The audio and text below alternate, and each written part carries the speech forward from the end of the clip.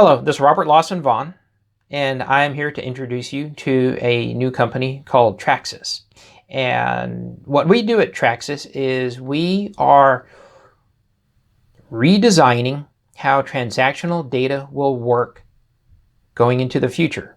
So transactional data might be considered any sort of data that you share with somebody else or some other company, and it is pervasive. And let me give you an example of the problem space that we're working on.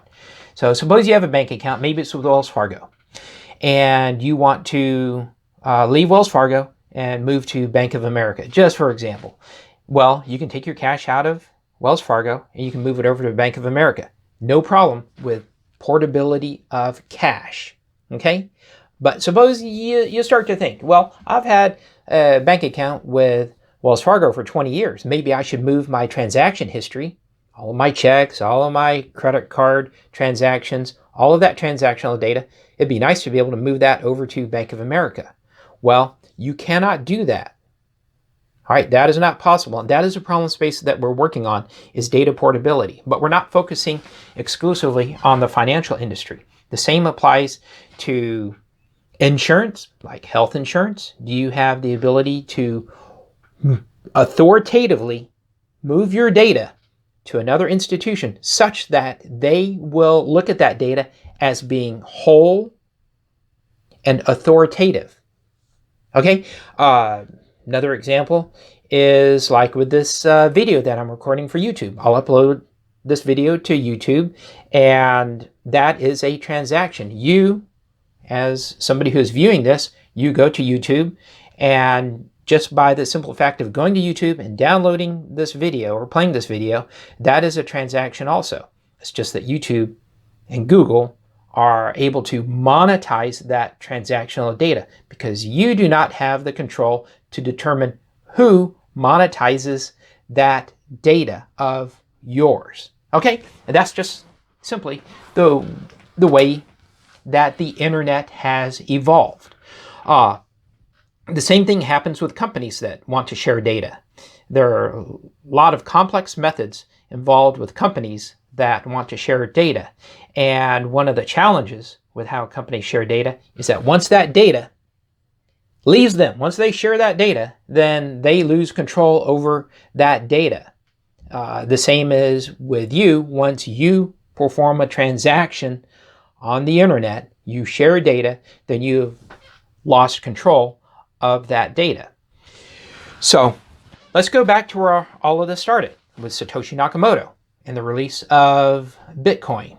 So our platform does have a blockchain in it, but we're sort of a hybrid system because we're a cross between blockchain and conventional technology. But going back to Satoshi Nakamoto, his intent, or her intent, was to solve the problem of banks having, in the financial system having undue influence over what we as people could do with banks and financial transactions.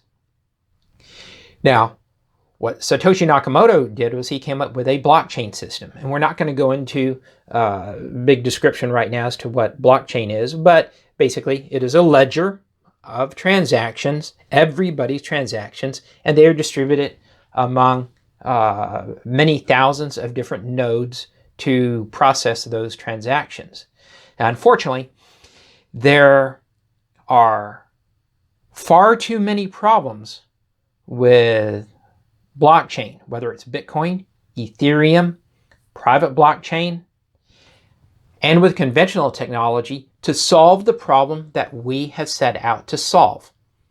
That problem being authoritative data portability. And to be a little more specific, it is user-centric. So we are architecting a platform that puts control into the hands of the user, therefore being user-centric versus organizational-centric, company-centric, social media provider-centric. Once you share data, for example, with Facebook, well, they have the control over it. They will either allow you to do certain things or not allow you to do certain things. Within our model, whether we're talking social media, financial information, insurance information, even your browser session state, the user will have control over that information.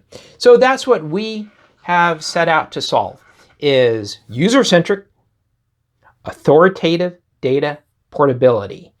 And while some companies have established a sort of illusion that you have control over that data, you do not. Whatever control you have, it is because they have allowed you to have a certain level of control, which they can remove. We are establishing that user-centric part of control. Stay tuned and watch some more of our videos, or you can go to TrxSys.com to actually play around with and experiment with our platform. It just might be interesting.